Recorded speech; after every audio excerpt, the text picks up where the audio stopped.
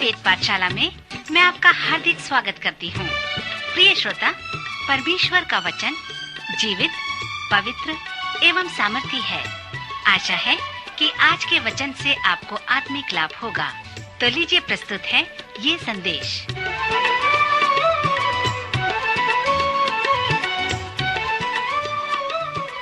प्रिय श्रोता मित्र, वेद पाठशाला की अगली कक्षा में आपका स्वागत है।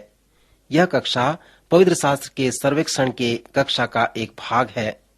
इस सर्वेक्षण में हम पवित्र शास्त्र के एक एक पुस्तकों का सर्वेक्षण कर रहे हैं।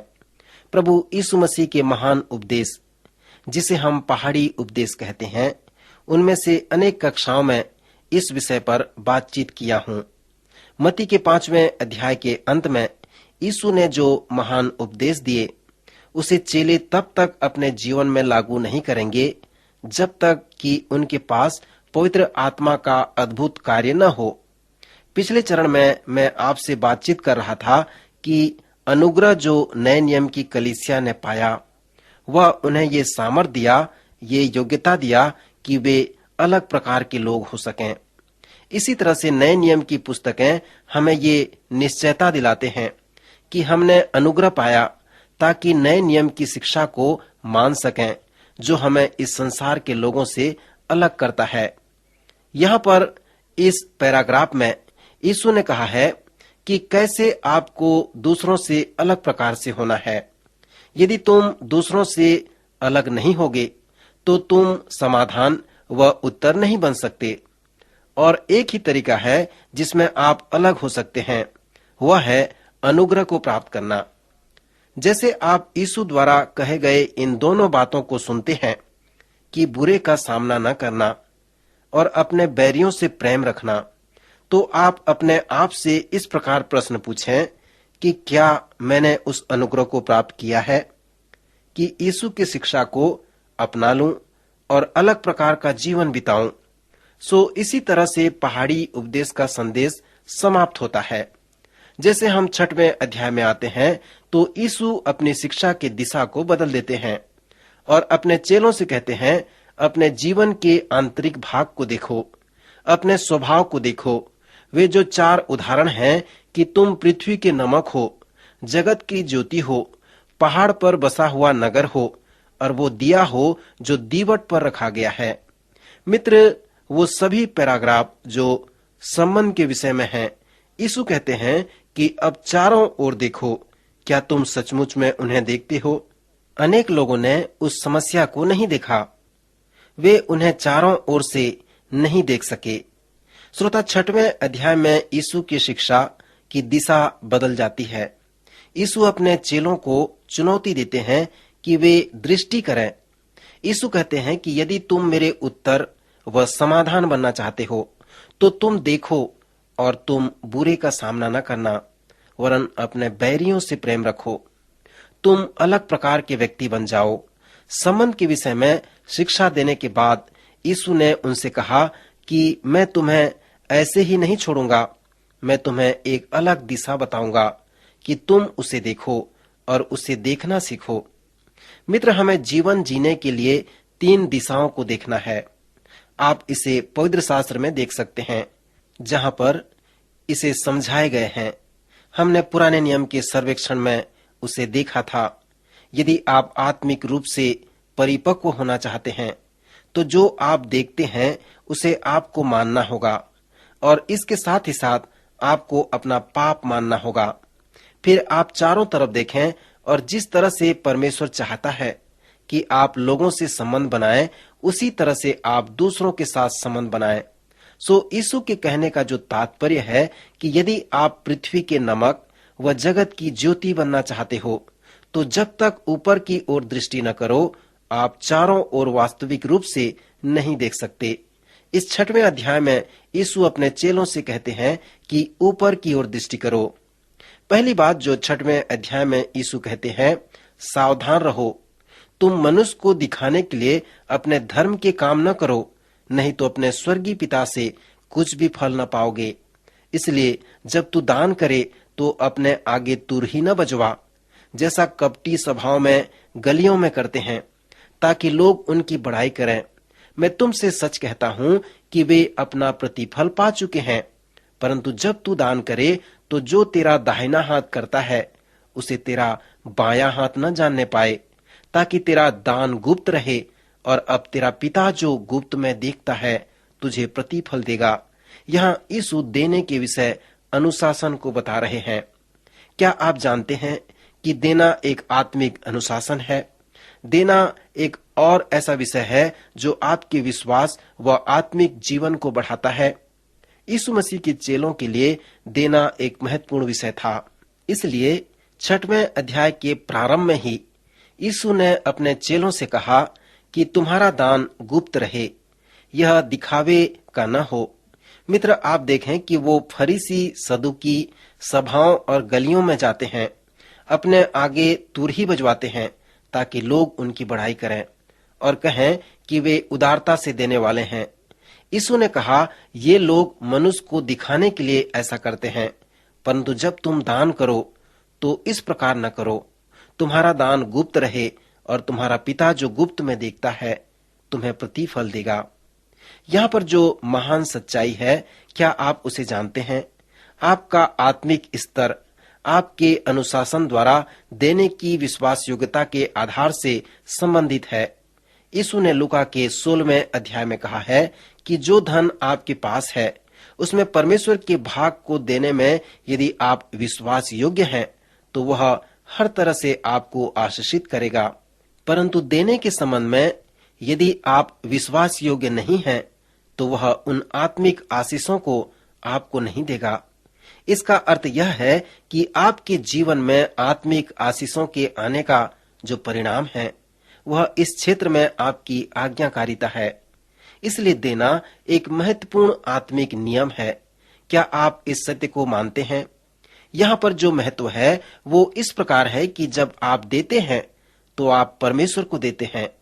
तुम्हारा दाहिना हाथ जो करता है तुम्हारा बायां हाथ उसे न जानने पाए। प्रथम बार जब मैं और मेरी पत्नी एक कलीसिया का निर्माण किया जहाँ पर लगभग 20 लोग थे, हम लोग ये सोच रहे थे कि ये लोग हमें सहयोग करेंगे कि नहीं। कुछ दिनों के पश्चात मेरी पत्नी की तबीयत खराब हो गई। उसे अस्पताल में भर्ती कर दिया गया। मुझे मालूम नहीं था कि अस्पताल का खर्चा बहुत आएगा। एक दिन चर्च खत्म होने पर खजांची ने मुझे पैसा दिया। मैं उसे देखकर अति आनंदित हो गया। मैं खड़ा होकर परमेश्वर से कहा, अब मैं तेरी क्षमता को मेरी आवश्यकता की पूर्ति करने के लिए कभी संदेह नहीं करूंगा। फिर इसके बाद मैंने देने के नियम को समझ सका। एक और अवसर पर एक घर पर हम मिला करते थे और हम एक कलीसिया निर्माण करना चाहते थे। परमेश्वर तो कुछ नहीं चाहता था, परंतु वह चाहता था कि उसका कार्य हो। वह एक छोटी व गरीब सभा था, परंतु फिर भी मैंने लोगों को चुनौती दी कि वे परमेश्वर के लिए दें। एक जवान जो विवाहित था, उसके 2 बच्चे थे। वह एक छोटे से घर में रहता था। उसका आय बहुत कम था, परंतु मैंने लोगों को चुनौती दी कि चर्च भवन निर्माण के लिए लोग अधिक से अधिक उदारता से दें। शनिवार की रात जहां हम रहते थे वहां का दरवाजा खटखटाया गया। मैं दरवाजे के पास गया तो वहां पर एक जवान व्यक्ति खड़ा था जो बहुत ही गरीब था। उसका नाम लोनी गुंटर था। उसके पास एक बंदूक थी। उसने उस बंदूक को मेरे हाथ में दे दी। मैंने उससे कहने ही वाला था कि मैं इसे स्वीकार नहीं कर सकता, परंतु वह मुड़कर चला गया। फिर मैंने विचार किया कि मैं स्वीकार नहीं करने वाला कौन होता हूँ।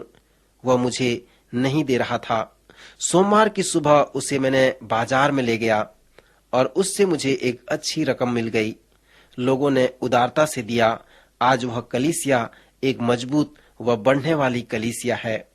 अब मेरे व आपके जीवन के लिए आज क्या चुनौती है? वह आत्मिक प्रयोग है। क्या आपने कभी परमेश्वर को अपना चिड़ीमार बंदूक दिए हैं? सबके पास इस प्रकार का बंदूक है। आपके पास वो वस्तु है जो आपका प्रिय है। पुराने नियम हमें 10वां अंश देने के विषय में बताता है, अर्थात हमारे पास जो प्रथम 10 वस्तुएं हैं वो परमेश्वर का है। यदि आप करोड़पति हैं तो आप उसका 10वां अंश देकर आप उसे खो नहीं देंगे। यदि आपके पास 10 लाख है और यदि आप 1 लाख देते हैं तो आपके पास अभी भी 9 लाख है और इसमें आपको किसी प्रकार की कमी नहीं होगी। पुराने नियम में भी लोग बलिदान चढ़ाते थे। यदि आपके पास 10 लाख है और मेरे पास 1000 है तो जब हम बलिदान चढ़ाते हैं तो आप मेरे से बढ़कर बलिदान चढ़ाते हैं। ऐसी स्थिति में आप और मैं उस चिड़ीमार बंदूक की तरह परमेश्वर को देते हैं। श्रोता, मैं विश्वास करता हूं कि लोनी गुंटर के जैसे व्यक्ति ने जब अपना चिड़ीमार बंदूक परमेश्वर को दे दिया तब आत्मिक रूप से बढ़ने लगा। श्रोता मित्र, ऐसे में परमेश्वर हमें आशीष देता है और परिणाम को द्विगुणित करता है और देने वाला आत्मिक रूप से बढ़ता जाता है। क्या आपने ऐसा सीखा कि भंडारीपन इस प्रकार कार्य करता है? भंडारीपन वो आत्मिक अनुशासन है जिसके द्वारा हम ये प्रमाणित करते हैं कि परमेश्वर वहां है।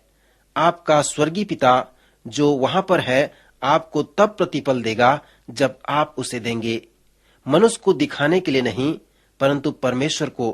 क्या आप ये विश्वास करते हैं कि परमेश्वर है और जब आप उसे देते हैं तो वह आपको उसका प्रतिफल इस प्रमाण के साथ देता है कि वह सचमुच में है और वह सत्य है। उसने कहा है, सावधान रहो, मनुष्य को दिखाने के लिए धर्म के काम न करो, नहीं तो अपने स्वर्गीय पिता से कुछ भी फल नहीं पाओगे।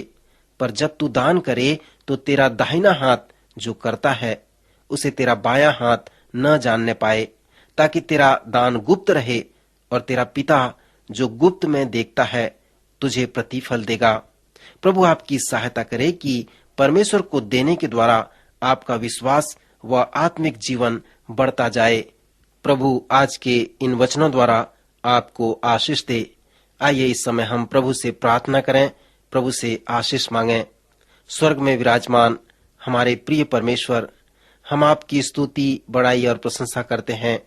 हम धन्यवाद देते हैं इस कार्यक्रम के लिए, इस जीवित वचन के लिए जो आज हमने सुना है। प्रभु, हम धन्यवाद देते हैं आपके वचन के द्वारा आप हमें बातें करते हैं। विशेष करके प्रभु आज प्रार्थना करते हैं सभी श्रोताओं के लिए जो आपके वचन को सुनते हैं, समझते हैं, उसके अनुसार चलते हैं। प्रभु, आप उन्हें आत्मिक अगुवाई प्रदान करें ताकि आत्मा में होकर प्रभु इन वचनों को अपने जीवन में लागू कर सकें, इन वचनों के अनुसार चल सकें। प्रार्थना करते हैं यदि कोई बीमार है प्रभु आप उन्हें चंगाई प्रदान करें। प्रार्थना के सुनने वाले प्रभु, आपने हमारी प्रार्थना सुनी है, आपका धन्यवाद हो। उद्धारकर्ता प्रभु यीशु मसीह के नाम से प्रार्थना मांगते हैं, आमीन। अभी आप सुन रहे थे कार्यक्रम वेद पाठशाला। श्रोता, हमें विश्वास है कि इस कार्यक्रम के द्वारा आपको आशीष मिली है। यदि इस कार्यक्रम के विषय में अधिक जानकारी प्राप्त करना चाहते हैं या बाइबल अध्ययन से संबंधित कोई प्रश्न हमसे पूछना चाहते हैं तो आप हमें इस पते पर लिखें। हमारा पता है कार्यक्रम Ved Pathshala, Vishwavani, post box number 731, Faridabad 7, Haryana. पता एक बार फिर से सुन लीजिए। कार्यक्रम Ved Pathshala, Vishwavani, post box number 731, Faridabad 7, Haryana. तो इसी के साथ आज के कार्यक्रम का समय यहीं पर समाप्त होता है। अगले कार्यक्रम में आपसे फिर भेंट होगी। तब तक के लिए हमें आज्ञा दीजिए। नमस्कार।